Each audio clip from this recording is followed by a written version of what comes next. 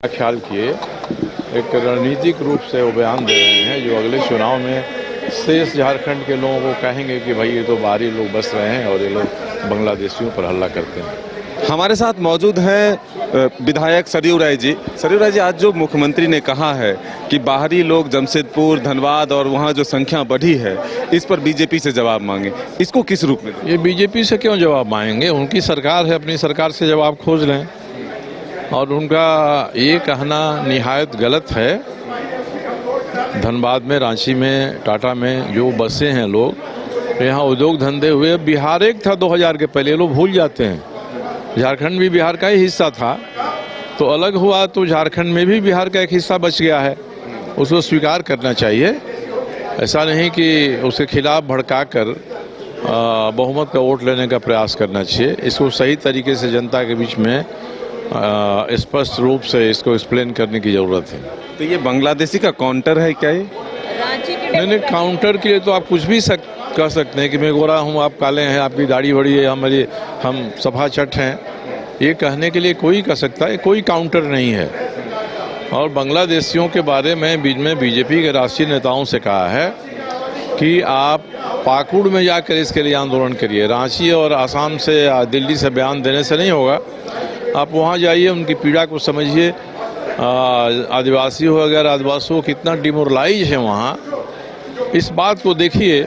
उसी में हेमंत बिस्वा शर्मा कल गए थे, मुझे खुशी हुई कि गए थे। मगर इस तरह के जो बयान है ना, वो बयान जानबूझकर अस्थिरता खड़ा करने का प्रयास है। फिर से डेमोग्राफी पर भी सवाल उठाए। तो रांची का डेमोग्राफी बताए ना मुख्यमंत्री, क्या चेंज किया है और कब से चेंज हुआ है। 2000 तक रांची बिहार में था।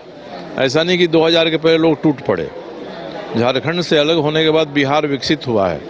5 गुना यहाँ से वहाँ का बजट है। वहाँ का मैन पावर पूरे देश और दुनिया में फैला हुआ है। तो जैसे लालू जी कहते थे कि अलग हो जाने पर बिहार बालू फाँकेगा, वैसा तो नहीं हुआ। बिहार के लोग अपने आप में अपने संख्या बल, मानव बल के आधार पर विकास कर रहे हैं। इनको तुलना उससे करनी चाहिए और ये बताना चाहिए कि 15 नवंबर 2000 तक यहाँ कितने लोग थे और अब कितने लोग बाहर से आ गए हैं। क्यों कोई बाहर से रांची में आएगा?